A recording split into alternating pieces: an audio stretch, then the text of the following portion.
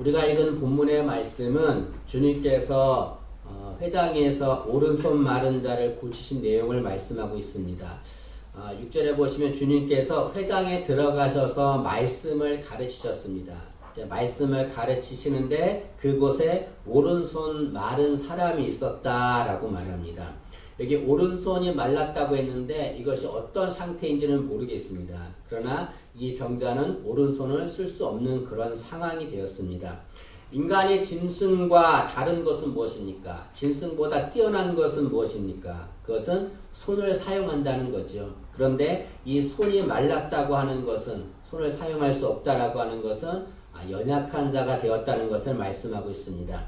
이 병자의 손이 선천적으로 말랐는지 아니면 나중에 후천적으로 말랐는지는 모릅니다. 그러나 전승에 따르면 이 병자는 석수장이었다고 해요. 석수장이어서 손으로 일을 너무 열심히 많이 하다가 보니까 이 손이 말랐다라고 되어 있습니다. 확실한 건 아니지만 병자는 석수장이었다라고 한다면 그 손이 말라서 더 이상 일을 할 수가 없는 자였습니다. 자신의 생계를 꾸릴 수 없는 그런 연약한 자가 된 거죠. 주님은 그 오른손 마른 병자를 고치기로 작정하셨습니다. 그런데 문제가 있어요. 그것이 뭐냐면 주님께서 이 병자를 고치기로 한 날이 안식일이라는 거죠, 여러분. 율법에는 안식일에는 일을 하면 안 됩니다. 일을 하면 돌에 맞아야 되거든요. 안식일에는 생명이 위독한 자, 그런 자를 고치는 것 외에 다른 병자를 고치는 것은 위로행위 일로 간주하거든요. 근데 여기 오른손 마른 자는 생명이 위독한 자는 아니에요. 그래서 이 병자를 고치는 건 일하는 것과 똑같습니다. 그러면 주님께서 이 병자를 안식일에 고치면 주님은 위험한 일을 하는 거거든요. 주님도 돌에 맞을 상황이 되는 겁니다. 주님께서 이 병자가 얼마 동안에 이 손이 마른 상태인지 알지 못하지만 안식일 다음날 고쳐도 되잖아요, 주님께서. 아니면 안식일 전날 고쳐도 되고, 하루 늦게 고친다고 손 마른 자가 위험한 건 아니잖아요. 그럼에도 불구하고 주님께서는 굳이 안식일에 이 병자를 고치려고 하십니다. 왜 그럴까요? 주님은 당신의 안위보다 이 연약한 병자를 돕는 것을 먼저 중요시 여겼기 때문에 그렇습니다. 주님은 연약한 자를 돕는 것을 그 무엇보다 가장 귀중하게 여깁니다. 9절 말씀에 보면 9절에 예수께서 그들에게 이르시되 내가 너희에게 묻노니 안식일에 선을 행하는 것과 악을 행하는 것, 생명을 구하는 것과 죽이는 것 어느 것이 옳으냐? 주님께서 그들에게 묻습니다. 너희가 선을 행하는 것, 악을 행하는 것, 그리고 생명을 구하는 것, 죽이는 것이 있는데 안식일에 어느 것을 행하는 것이 옳으냐라고 묻습니다. 이 말은 무엇입니까?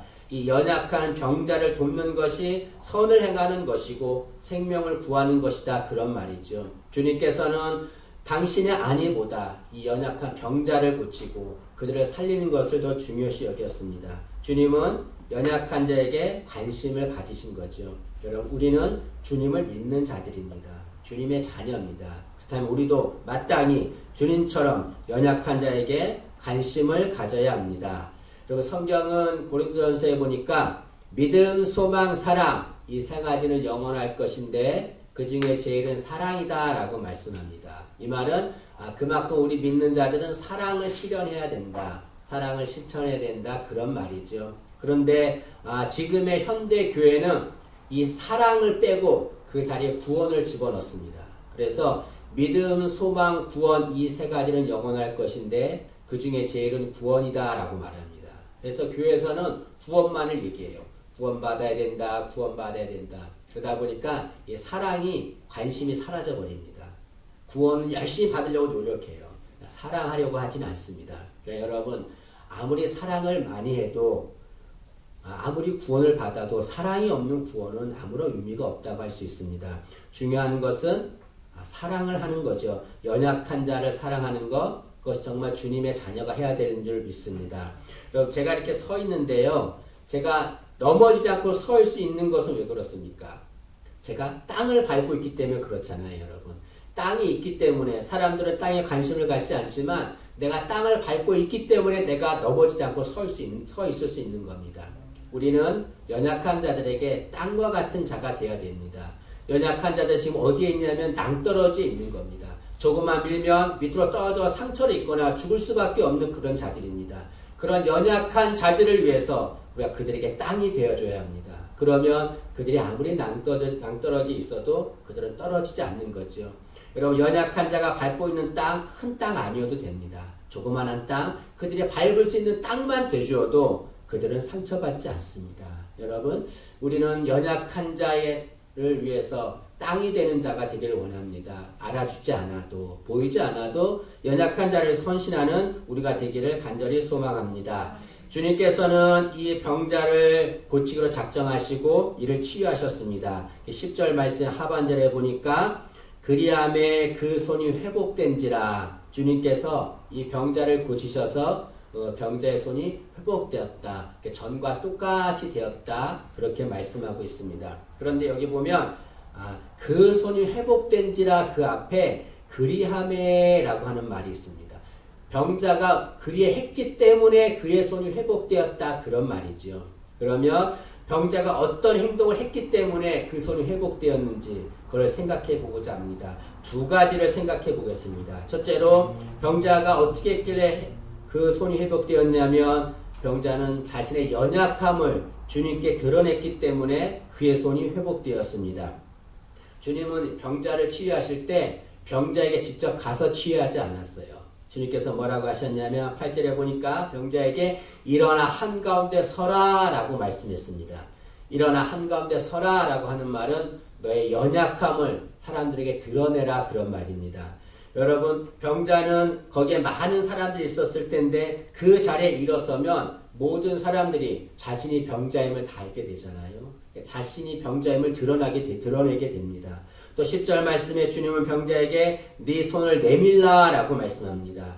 그 생명이 없는 손, 연약한 손, 그 손을 내밀라. 그 말은 너의 연약함을 드러내라 그런 말이죠. 사람들은 자신의 연약함을 감추고 싶어 합니다.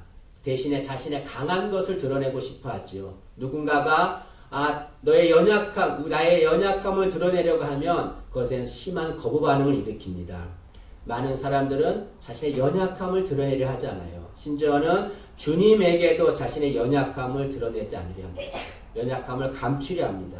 그러나 주님께 자신의 연약함을 드러내지 않으면 어떠한 치유도 일어날 수 없습니다. 자신의 연약함을 주님께 드러내야 돼요. 인정해야 됩니다. 그래야 주님이 우리를 치유하시는 거죠. 회복 탄력성이라고 하는 말이 있습니다. 이것은 자신이 연약한 상태에 있는데 그 연약함을 이겨내고 스프링처럼 튀어올라 회복되는 것을 말합니다. 아무리 연약해도 좌절하거나 절망하지 않아요. 다시 스프링처럼 일어나 회복되는 자, 그런 자를 회복 탄력성 있는 자라고 말합니다. 그런데 이 회복 탄력성을 가진 자들의 특징이 있어요. 그것이 뭐냐면 자신의 연약함을 절대로 부끄러워하지 않는다는 겁니다. 누구한테도 자신의 연약한 걸 다 드러낸다는 거예요. 그리고 자신이 그 연약함을 드러내고 그리고 그것을 이겨내서 회복되는 자가 회복 탄력성 있는 자라고 말합니다. 여러분, 마찬가지입니다. 우리도 우리의 연약함을 주님께 드러내야 돼요. 그러면 주님이 우리를 회복할 줄로 믿습니다. 주님께서 우리에게 말씀합니다. 일어나 한가운데 서라. 네 손을 내밀라. 너의 연약함 드러내라. 이렇게 말씀하고 있습니다. 여러분, 모세 얘기를 하겠습니다. 모세는 수많은 기적을 행한 자입니다. 성경에 모세만 그렇게 많은 기적을 행한 자가 없을 겁니다. 그는 애굽에서 10가지 재앙을 내렸습니다. 홍해를 갈랐습니다. 반석을 쳐서 생수가 나오게 했습니다. 수많은 기적을 행했습니다. 그런데 모세는 이 기적을 무엇으로 행했습니까? 자신이 가지고 있는 나무 지팡이로 그 기적을 행했습니다. 생명이 없는 나무 지팡이, 연약한 나무 지팡이, 그 지팡이 가지고 이 모세는 수많은 기적을 행하고 이스라엘 백성들을 애굽에서 이끌어냈습니다. 어떻게 그런 일을 할 수 있었습니까? 모세는 자신의 연약한 지팡이를 하나님께 드렸기 때문에 그렇습니다.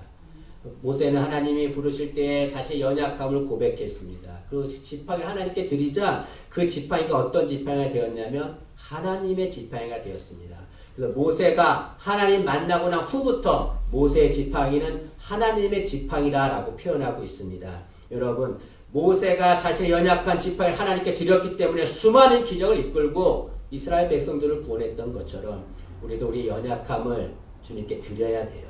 주님께 인정하고 주님께 드러내야 됩니다. 그러면 주님께서 치유하시고 회복하게 될 줄로 믿습니다. 여러분, 우리가 구원을 받는데요. 어떻게 하면 구원을 받습니까? 내가 능력이 많고 잘난 것이 있으면 구원 받습니까? 절대로 아닙니다. 나의 연약함을, 내가 죄인입니다. 나는 연약한 자입니다. 주의 도우심이 아니면, 주의 은혜가 아니면 구원받을 수 없습니다. 라고 자신의 연약함을 주님께 드러낼 때 주님께서 우리에게 구원의 은혜를 베풀어 주는 거죠. 자신이 죄인임을 인정하지 않는 자, 자신이 연약한 것을 인정하지 않는 자는 구원을 받을 수 없습니다. 그러나 주님, 나는 연약한 자입니다. 주님 아니면 나는 구원받을 수 없습니다. 나는 죄인입니다. 라고 고백할 때 주님께서 우리를 구원해 줍니다. 여러분, 나의 연약함을 주님께 드러내야 됩니다. 우리의 연약함을 주님께 드러내는 것, 그것은 자신을 비우는 것과 똑같다라고 할 수 있습니다. 무엇인가를 받으려면 어떻게 되나요? 그것을 비워야 돼요. 비우지 않으면 받을 수 없습니다. 내가 비운 만큼 받을 수 있는 거죠. 마찬가지로 우리가 우리의 연약함을 주님께 드러내면 주님께서 우리에게 채워주시는 거죠. 회복시켜주는 거죠. 내가 나의 연약함을 드러내는 만큼 주님께서 회복의 역사를 우리에게 줄 것입니다. 여러분, 주님께 절대로 부끄러워할 거 없습니다. 주님께 우리의 연약함을 드러내기를 원합니다. 나 연약함 주님 다 알고 계십니다. 드러낼 때 주님께서 회복할 것입니다. 때문에 중요한 것은 무엇입니까? 우리의 연약함을 주님께 드러내야 되는데 어떻게 드러내야 됩니까? 즉시 드러내야 되죠. 머뭇거려서는 안 됩니다. 여기 주님께서 병자에게 일어나 한가운데 서라 라고 하는 것은 지금 일어나 서라는 겁니다. 나중에 일어나 서라는 거 아닙니다. 지금 그 자리에서 즉시 일어나라는 거죠. 네 손을 내밀라 라고 하는 것은 지금 나에게 네 손을 내밀라 그런 말입니다. 만약에 주님께서 일어나 한가운데 서라라고 했을 때에 주님 저는 지금 준비가 되어 있지 않습니다. 지금 일어설 수 없으니 나중에 제가 일어서겠습니다 라고 말했거나 아니면 주님께서 네 손을 내밀라고 할 때 주님 지금 제 손을 내밀 수 없습니다. 제 손이 너무 연약하기 때문에 좀 더 시간이 지난 다음에 이 손 내밀겠습니다 라고 말했다고 한다면 그 병자는 치유받을 수 없었을 것입니다. 병자는 주님 말씀하실 때 머뭇거리지 않았습니다. 그리고 즉시 자신의 연약함을 드러냈습니다. 주님께 어떤 의문도 제기하지 않았습니다. 위견을 말하지 않고 그 말씀에 즉시 순종했습니다. 8절에 보니까 그가 일어나 서거늘 이라고 말합니다. 그거는 즉시 일어났다는 거죠. 10절에도 이 병자가 손을 내밀었다고 그랬는데 그건 즉시 내밀었다는 것을 말씀하고 있습니다. 여러분, 주님은 어떤 분이십니까? 세상을 창조하시고 우리의 생사 화복을 주관하시는 전능하신 분입니다. 주님께서 우리에게 너의 연약함을 나에게 드러내라고 말씀하신 이유는 무엇입니까? 치료하겠다는 거죠, 여러분. 내가 치료해 줄 테니까 너의 연약함을 나한테 드러내라. 내가 치유해 주겠다. 그런 말입니다. 절대로 주님 말씀하시면 의심하지 말고 머뭇거리지 말고 우리의 연약함을 주님께 드러내기를 원합니다. 그러면 주님께서 우리의 연약함을 치유해 주실 것입니다. 여러분, 주님은 이 세상에 오셨습니다. 주님은 만왕의 왕이시고 세상을 창조하신 창조자십니다. 근데 그 분께서 이 세상에 인간이 오실 때 어떤 모습으로 왔습니까? 성경 그 주님은 연약한 자의 모습으로 오셨다라고 말합니다. 이사야서 53장 2절에 그는 주 앞에서 자라나기를 연한 순 같고 마른 땅에서 나온 뿌리 같아서 곤 모양도 없고 풍채도 없은즉 우리가 보기에 흠모할 만한 아름다운 것이 없도다. 여러분, 주님은 세상을 창조하신 창조자 하나님이세요. 그런데 그 하나님이 이 세상에 인간 올 때 너무나 초라한 모습으로 연약한 모습으로 왔습니다. 성경은 그 주님의 연약한 모습을 감추지 않습니다. 그 연약한 모습을 다 드러내요. 연약한 모습으로 이 땅에 오신 주님, 그 주님께서는 우리의 연약함을 다 아십니다. 그리고 우리가 연약한 모습을 주님께 드러내면 주님은 우리의 연약함을 다 치유해 주는 거죠, 여러분. 주님께서 너의 연약함을 나한테 드러내라 말할 때 머뭇거리지 말고 연약함을 주님께 즉시 드러내기를 원합니다. 그래서 주님께 치유함 받기를 간절히 소망합니다. 두 번째로 병자가 그 손이 치유받아 회복된 것은 예배를 드렸기 때문에 그렇습니다. 여기 병자는 지금 회당에서 치유를 받았습니다. 유대인들은 회당 중심의 삶을 살았습니다. 이 회당은 거룩한 곳입니다. 예배를 드리는 곳이죠. 이 병자가 그곳에 있었다고 하는 것은 병자는 예배를 드렸다는 것을 말씀하고 있습니다. 이 병자가 이 회당에 스스로 왔는지 아니면 누가 데리고 왔는지 모릅니다. 또는 이 병자가 그 날만 회당에 왔었는지 아니면 매일같이 그 회당에 와서 예배를 드렸는지 알지 못합니다. 중요한 것은 무엇입니까? 중요한 것은 이 병자가 지금 그 회당에서 예배를 드리고 있었다는 거지요. 예배를 드리고 있었기 때문에 주님께서 그 병자를 치유해 준 겁니다. 다시 말하면 예배를 드리다가 치유함을 받게 된 거죠, 여러분. 이 병자는 자신이 회당에서 예배를 드리다가 주님을 만나서 치유받을 것이라고 생각했을까요? 전혀 생각하지 못했습니다. 그러나 생각하지 못했지만 예배를 드리니까 치유를 받게 되는 거죠. 여러분, 예배는 치유하는 능력이 있습니다. 이것은 확실합니다. 하나님 말씀하시기를 이스라엘 백성들에게 나는 너희를 치유하는 여호와라 라고 말씀합니다. 하나님은 우리를 치유하는 여호와입니다. 그 우리를 치유하는 여호와 하나님, 그분께 치유를 받으려면 어떻게 합니까? 치유하시는 그 하나님 앞에 나와 예배를 드려야 되지요. 그러면 하나님이 우리를 치유할 것입니다. 여러분, 내게 어떤 문제가 있다 할지라도, 어떤 어려움이 있다 할지라도, 이 병자처럼 오른손 많은 그런 상황이 있다 할지라도 여러분, 하나님 앞에 나와야 합니다. 그리고 그 앞에 예배 드리면 하나님이 치유하십니다. 주님은 예배 드리는 인생을 치유하십니다. 예배 드리는 가정을 치유하시죠. 유다 백성들이 범죄했어요. 범죄해서 바벨론의 포로로 붙잡혀 갔습니다. 그리고 거기다가 70년 만에 본국으로 귀환하거든요. 근데 본국으로 귀환해 보니까는 큰 문제가 생겼습니다. 예루살렘 성벽이 다 무너지고 만 겁니다. 예루살렘 성벽이 무너진 것이 왜 위험하냐면 예루살렘 성벽 안에 성전이 있어요, 여러분. 그 성벽이 무너지면 성전도 무너지는 거거든요. 느헤미야가 유다 백성들하고 그 성벽을 다시 재건합니다. 52일 만에 성벽을 재건시킵니다. 그 성벽을 재건하고 나서 그 성벽을 지키기 위해서 느헤미야가 한 행동이 있습니다. 그것이 뭐였냐면 예배자를 세우는 거예요. 예배자를. 느헤미야는 예루살렘 성을 지키기 위해서 예배자를 세웁니다. 그 모습을 본 유다 백성들은 이상하게 생각했겠지요. 이해하지 못했을 것입니다. 아니, 성을 지키려면 군사를 세워야지 어떻게 예배자를 세우는가 이해하지 못했습니다. 그러나 느헤미야가 성을 재건하고 나서 군사를 세우지 않고 예배자를 세우는 것은 이 성은 누가 지키는가? 하나님은 예배 드리는 자를 통해서 이 성을 지킨다는 것을 알았기 때문에 예배자를 세운 것입니다. 유다 백성들이 바벨론의 포로로 끌려간 이유가 무엇입니까? 하나님께 예배 드리지 않고 우상을 섬겼기 때문에 그렇습니다. 만약에 유다 백성들이 하나님 앞에 전심을 다해 예배 드렸다고 한다면 하나님이 그 백성을 지켜주었겠죠. 그러나 예배 드리지 않았기 때문에 하나님은 그들을 노예를 끌고 가게 만들었습니다. 예배 드리면 하나님이 지켜주는 거죠. 예배 드리는 인생, 예배 드리는 가정, 예배 드리는 자녀, 하나님 다 지키고 회복될 줄로 믿습니다. 여러분, 우리는 어떤 삶을 살아야 합니까? 예배 드리는 삶을 살아야 돼요. 예배자가 돼야 됩니다. 예배의 승리자, 예배의 성공자가 돼야 됩니다. 그래야만 우리가 회복되고 살아날 수 있는 거죠. 우리 교회는 3월 4일부터 16일까지 신방을 하려 합니다. 요즘에는 신방 받는 것을 좋아하지 않습니다.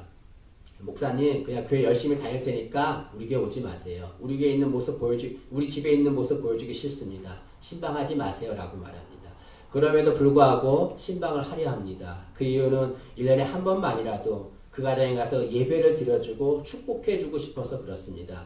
그 가정이 예배를 드리면 그 가정의 회복의 역사가 임할 것입니다. 그래서 확신합니다. 그것을 소망하는 마음으로 신방을 하고자 합니다. 여러분, 저는 사역을 하면서 어려움에 있는 자가 예배를 드림으로 해서 회복되는 것을 많이 봤습니다. 인간의 힘으로 회복할 수 없는 것들, 하나님의 예배 드림으로 회복되는 것들 많이 봤습니다. 이런 기적 우리도 체험할 수 있습니다. 여러분, 늘 예배드리는 삶을 살기를 간절히 원합니다. 주님께서 그 병자에게 내 손을 내밀라 라고 말씀합니다. 이것은 지금 우리에게 하시는 말씀입니다. 주님께서 너의 손을 내밀라. 네 인생의 손, 네 가정의 손 다 내한테 내밀라. 내가 치료하고 회복하겠다라고 말씀합니다. 우리가 할 일은 무엇입니까? 우리의 손을 주님께 내밀어야 돼요. 내 인생의 손, 우리 가정의 손, 우리 자녀의 손 주님께 내밀어야 합니다. 그리고 주님, 우리의 손을 붙잡아 주옵소서라고 주님께 요청해야 합니다.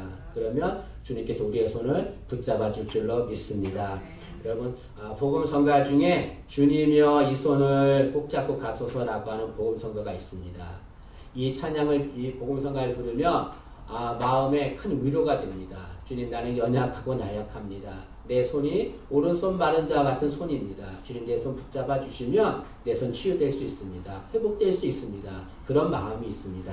여러분, 복음성가지만 우리 주님의 이 손을 꼭 잡고 가소서, 정말 우리의 손을 붙잡아 달라고 하는 그런 심정으로 찬양을 드리도록 하겠습니다.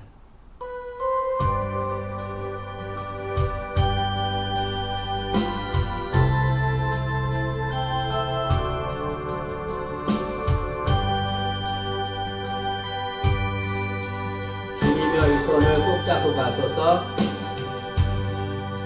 주님이여 이 손을 꼭 잡고 가서 약하고 피곤한 이 몸을 폭풍을 해치사 빛으로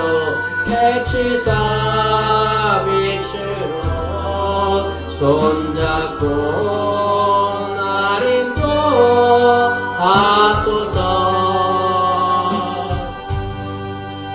인생이 힘들고 고난이 겹칠 때에 주님여 날 도와 주소서.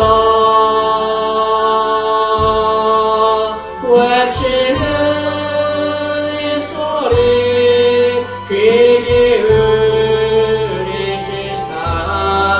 손잡고 나를 다시 한번 주님의 이 손을 꼭 잡고 가소서. 주님여 이 손을 꼭 잡고 가소서. 약하고 피곤한 이 몸을 폭풍을 흑암 속 해치사 빛으로 손잡고 날 인도하소서.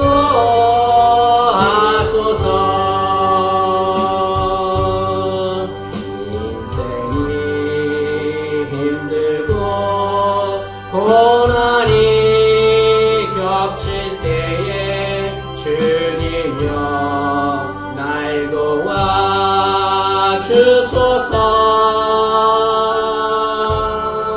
외치는 이 소리 귀 기울이시사 손잡고 날 인도하소서.